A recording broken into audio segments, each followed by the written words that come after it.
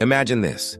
You're chugging the last of a single-use water bottle after a workout, and as you go to toss it in the recycling bin, which, let's be honest, sometimes it might just end up in the trash, you pause. Because what if that very bottle could be the key to powering your phone, your car, or the entire grid? That's exactly what a team led by researcher Yunhong Hu has done.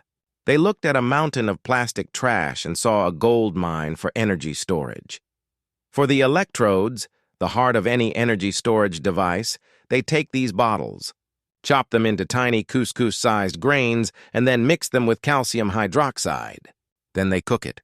We're talking about a scorching 1300 degrees Fahrenheit in a vacuum. This intense heat transforms the worthless plastic into an incredibly valuable, electrically conductive porous carbon powder. This powder is then mixed with a few other ingredients to form a black paste that they can spread into thin, powerful electrodes.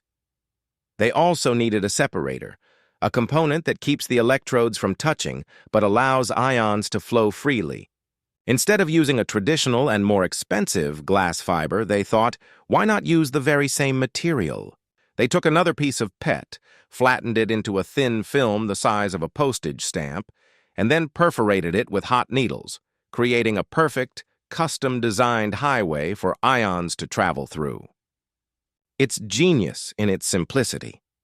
When they assembled the whole thing, the porous carbon electrodes submerged in an electrolyte, separated by that perforated PET film, it didn't just work, it excelled. It held on to 79% of its capacitance, actually slightly outperforming a conventional supercapacitor using a glass fiber separator that only held 78%. A device built from literal garbage is competing with, and even beating, a device built with traditional purpose-made materials.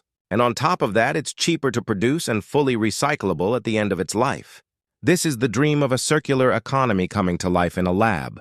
Who believes that with some more optimization, we could see these PET-derived supercapacitors hitting the market in the next 5 to 10 years. They could be in our electric vehicles for rapid bursts of power, in our consumer electronics for longer-lasting, quicker-charging batteries, or in industrial machinery. It's a story that tackles two of our biggest modern crises, plastic pollution and the need for sustainable energy, with one elegant, powerful solution. It's about reimagining our waste not as an endpoint, but as the very foundation for our clean energy future. This is the kind of innovation that gives me genuine hope.